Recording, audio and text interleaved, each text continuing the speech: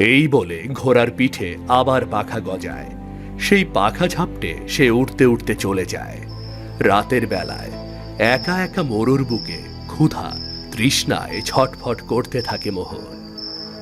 হে সৃষ্টিকর্তা, আমাকে রক্ষা করো, এই বিপদ থেকে উদ্ধার পাওয়ার পথ দেখিয়ে দাও। আমার উপরে যে অন্যায় হলো তার শাস্তি আমি দেখে যেতে চাই, দেখে যেতে চাই। তোমার কোনো ভয় নেই, সৃষ্টিকর্তার দূত হয়ে আমি এসেছি তোমাকে সাহায্য করতে। তুমি তুমি আমাকে সত্যি সাহায্য করবে? এই মরুর বুকের বন্দি দশা থেকে আমাকে মুক্ত করবে তুমি? নিশ্চয় করব। বাড়িতে তোমার স্ত্রী খুবই খারাপ অবস্থার ভেতরে আছে। লোভী জমিদার তোমার সবকিছু দখল করে বসে আছে। তোমাকে এক্ষুনি যেতে হবে।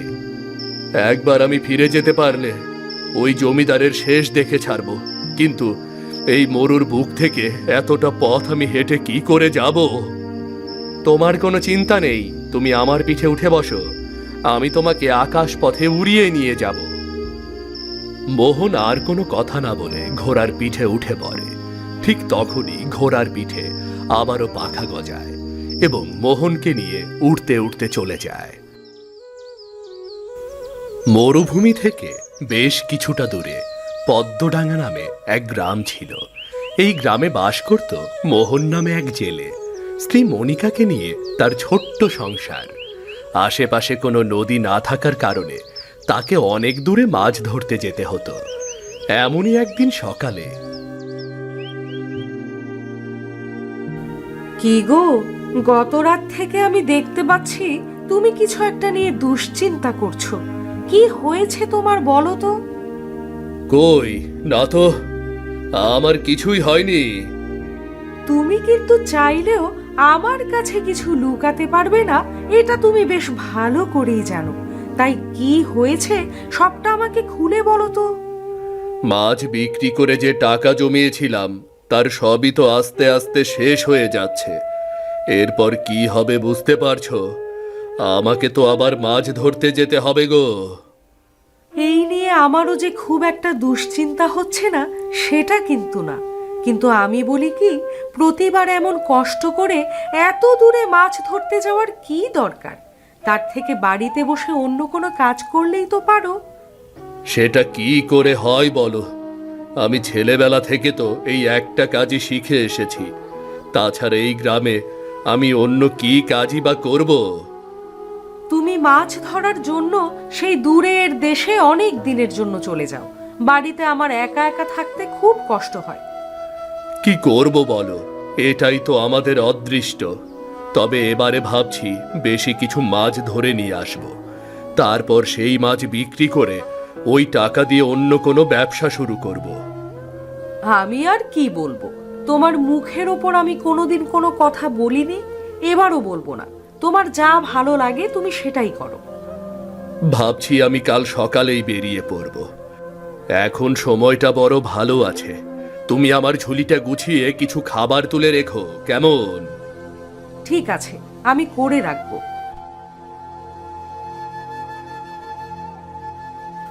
মোহনের বাড়ির পাশে রায় বাহাদুর নামে খুব অসৎ ও স্বার্থপর এক জমিদার বাস করে। জমিদার অনেক দিন থেকেই ফন্দি করেছে কিভাবে মোহনের ওই বাড়িটা কেড়ে নেওয়া যায়, কিন্তু কিছুতেই মোহনকে রাজি করাতে পারে না।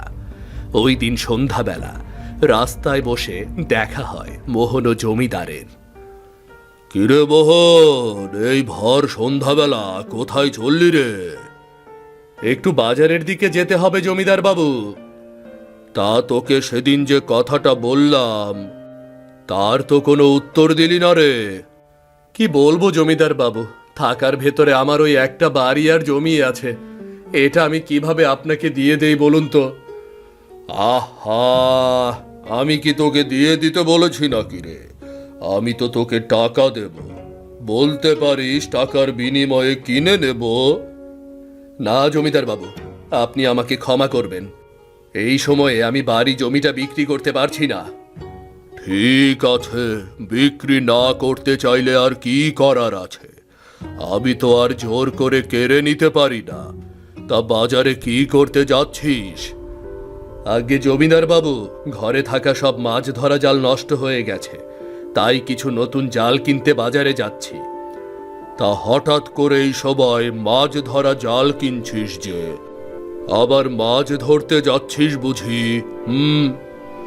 কি আর করব বলুন জমিদার বাবু, গতবার মাছ বিক্রি করে যে টাকা পেয়েছি তা তো প্রায় শেষের পথে।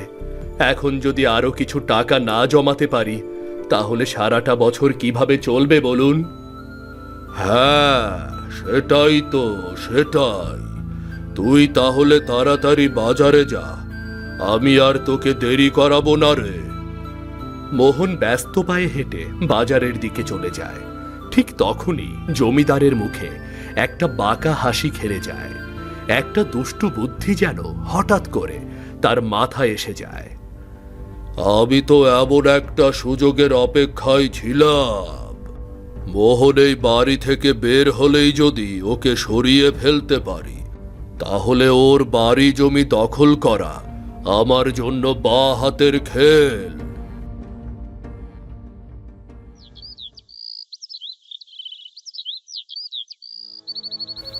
পরদিন খুব সকালেই মোহন আর মনিকা ঘুম থেকে উঠে পড়ে। আগে থেকেই গুছিয়ে রাখা ঝুলিটা মোহনের হাতে দেয়। তুমি একদম মন খারাপ করবে না, আমি কিছুদিনের ভেতরেই ফিরে আসব। আর একবার চিন্তা করে দেখো, না গেলে হতো না? তুমি তো সবকিছু জানো, তারপরেও কেন এমন করছো মনিকা? সাবধানে থেকো, কেমন? হ্যাঁ, তুমিও সাবধানে যেও, আর খুব তাড়াতাড়ি ফিরে আসবে কিন্তু। মনিকার কাছ থেকে বিদায় নিয়ে মোহন বেরিয়ে পড়ে। এদিকে জমিদার তার চাকর রামুর সাথে বসে এক ঘৃণ্য ষড়যন্ত্রে লিপ্ত হচ্ছে। সবই তো শুনলি রাবু, এবার যে করেই হোক মোহনকে সরিয়ে ফেলতে হবে রে। সে নিয়ে আপনি একদম চিন্তা করবেন না বাপু। আমি একদম কাজ ঠিকঠাক ভাবে শেষ করে আসব। তাহলে এখন আর দেরি করিস না, মোহন নিশ্চয়ই এতক্ষণে বাড়ি থেকে বের হয়ে পড়েছে। ঘোড়া ছুটিয়ে এখনই বের হয়ে পড়। গ্রামের বাইরে যে ফাঁকা জায়গাটা আছে ওখান থেকে মোহনকে পাকড়াও করে নিয়ে যাবি, কেমন? আচ্ছা ঠিক আছে জমিদার বাবু, আমি এখনই যাচ্ছি বাবু, এখনই যাচ্ছি।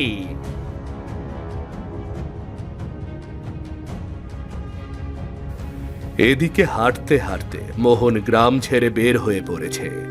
গ্রামের বাইরে বেশ একটা ফাঁকা মাঠ আছে। সেই মাঠের ভেতর দিয়ে মোহন যাচ্ছে। ঠিক তখন পেছন থেকে ঘোড়া ছুটিয়ে এসে মোহনের পথ আটকে দাঁড়ায় রামু। এ কি রামু, হঠাৎ তুমি আমার পথ আটকে দাঁড়িয়ে আছো কেন? কারণ খুবই গুরুত্বপূর্ণ একটা কাজ করতে এসেছি আমি। তা বেশ, তো তুমি তোমার কাজে যাও আর আমি আমার পথে পা বাড়াই। আমার পথ ছাড়ো। কিন্তু আমার কাজটা যে এভাবে শেষ হবে না। কি বলতে চাচ্ছ তুমি রামু দাদা? আমার পথ কেন আটকে ধরেছ, কেন? বুঝলি মোহন, তোকে সাথে করে না নিয়ে গেলে আমার কাজটা শেষ হবে না। তাই তোকে এখনই আমার সাথে যেতে হবে রে, আমার সাথে যেতে হবে। মোহন কিছু বুঝে ওঠার আগেই রামু ঘোড়ার পিঠ থেকে নেমে মোহনের মাথায় সজোরে একটা আঘাত করে। টাল সামলাতে না পেরে মাটিতে অজ্ঞান হয়ে পড়ে যায় মোহন। আর ঠিক তখনই রামু তাকে ঘোড়ার পিঠে তুলে দূরে ঘোড়া ছুটিয়ে মিলিয়ে যায়। এদিকে জমিদার মোহনের বাড়িতে এসে উপস্থিত হয়। কই রে মনিকা, কোথায় গেলে গো মনিকা? ও মনিকা! এ কি জমিদার বাবু, আপনি হঠাৎ আমাদের বাড়িতে? আপনি যার খোঁজে এসেছেন সে তো বাড়িতে নেই। আমি জানি মোহন বাড়িতে নেই, আমি তো তোমার কাছেই এসেছি। আগে তো তোমাকে অনেক ভালো ভালো কথা বলেছি, কিন্তু তোমরা আবার একটা কথাও শোনোনি। এখন আর একটা কথা না বলে তাড়াতাড়ি এই বাড়ি ছেড়ে বের হয়ে যাও। কি বলছেন এসব জমিদার বাবু? এই বাড়িটা আমাদের, বাড়ির জমিটাও আমাদের, তাহলে কেন আমি এসব ছেড়ে চলে যাব? তাছাড়া আমার স্বামী তো বাড়িতে নেই, ও আগে ফিরে আসুক, তারপর ওর সাথে কথা বলে নেবেন। আহ, আহ, আহ, আহ, আহ, আহ। কার কথা বলছো মোহন? শুনলাম গ্রামের বাইরে যে বন আছে, ওর পাশ দিয়ে যাওয়ার সময় হিংস্র সিংহের আক্রমণে মোহনের প্রাণ গিয়েছে। না না, এ হতে পারে না। এমন করে ও আমাকে ছেড়ে চলে যেতে পারে না। ওর কিচ্ছু হতে পারে না। আপনি মিথ্যা কথা বলছেন।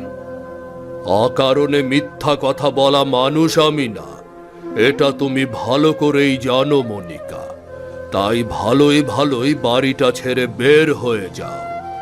তা না হলে কিন্তু আমার যে রূপ তুমি দেখোনি, সেই রূপ আমি দেখাতে বাধ্য হব।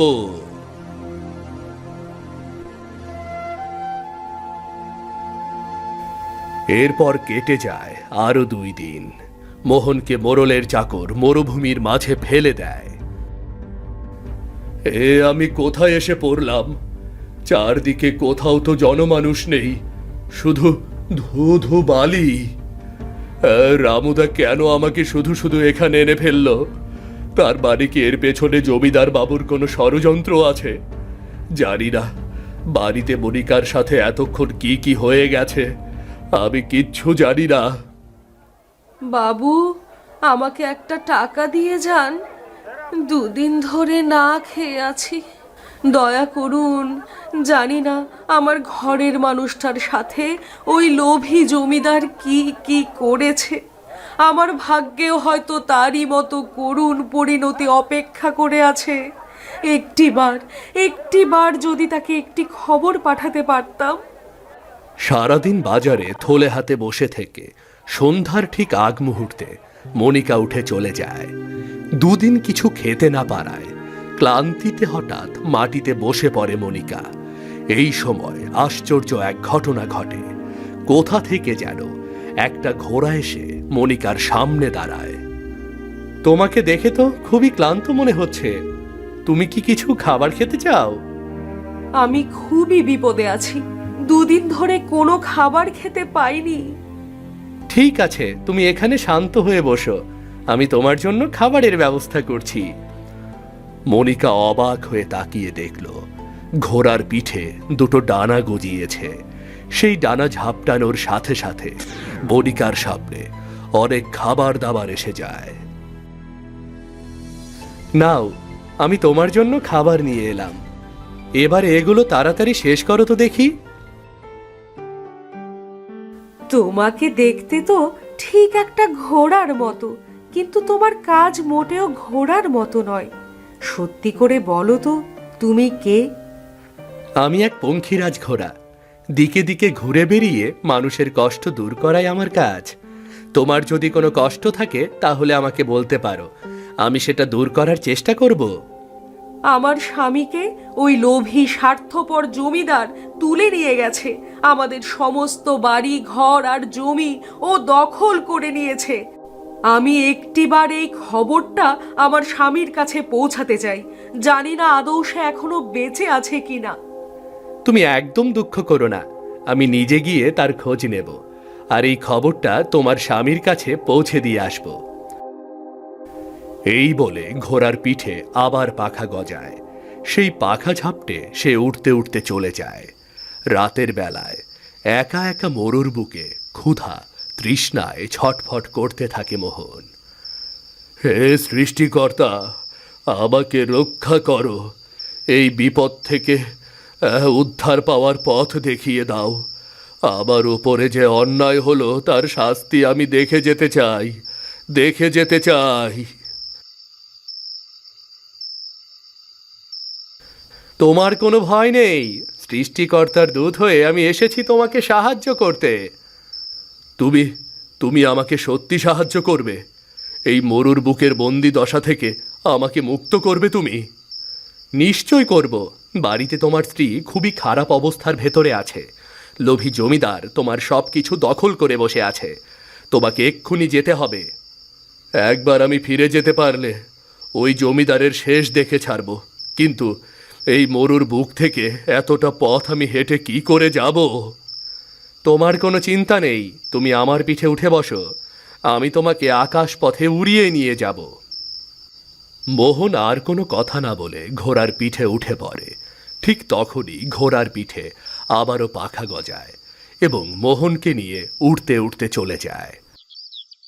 পরদিন সকালে পঙ্খিরাজ ঘোড়ার পিঠে করে ঠিক জমিদারের উঠানে এসে নামে মোহন। কি মোহন, তুই এখানে কি করে এলি রে? কেন জমিদার বাবু, কি ভেবেছিলেন আমি এতদিনে মারা গেছি? দেখুন, আমি প্রতিশোধ নিতে ফিরে এসেছি। না না না না না, এ কিছুতেই হতে পারে না। আমি ওকে যেখানে ফেলে এসেছি সেখান থেকে কোনো মতেই ফিরে আসতে পারবে না কেউ, কোনো মতেই না। হে আমার সাহায্যকারী পঙ্খিরাজ ঘোড়া, তুমি এদেরকে একটা ঝলক দেখিয়ে দাও। মুহূর্তের ভেতরেই পঙ্খিরাজ ঘোড়ার মুখ থেকে একটা আলোর গোলক ছুটে যায় জমিদারের ঘরের ভেতর। জমিদার বাবু, সর্বনাশ হয়ে গেছে। ঘরে রাখা সমস্ত টাকা পয়সায় আগুন ধরে গেছে। এসব কি হচ্ছে মোহন? তোমার ঘোড়াকে থামাও, থামাও তোমার ঘোড়াকে। দয়া করো মোহন, আমি তোমার কাছে হাত জোর করছি, আমার আর ক্ষতি করো না। তোমার বাড়ি ঘর জমি জমা সব কিছু আমি ফেরত দিয়ে দিচ্ছি। দয়া করে আমার আর ক্ষতি করো না, করো না। এতদিন আপনি যতগুলো নিরীহ মানুষের ক্ষতি করেছেন, এবারে সেই কৃতকর্মের শাস্তি পাওয়ার সময় হয়ে এসেছে।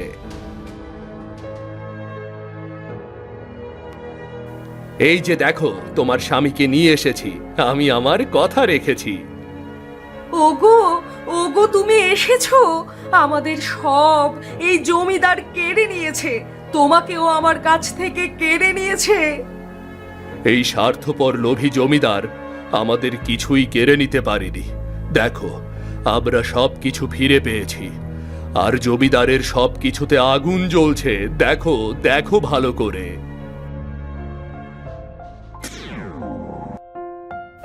আমার ডানার একটা পালক তোমাদের দিয়ে গেলাম। তোমরা যে কাজই করো না কেন, এই পালকটা সাথে রাখলে সফলতা আসবে কাজে। ভালো থেকো, আমি চললাম।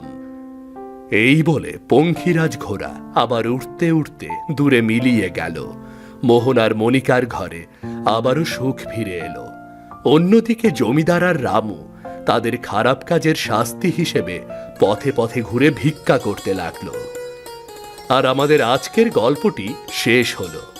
আমাদের আজকের ভিডিওটি কেমন লাগলো তা জানিয়ে দাও কমেন্ট করে। আর আমাদের চ্যানেলটি সাবস্ক্রাইব করতে কিন্তু ভুলো না। দেখা হবে নতুন কোনো ভিডিও নিয়ে।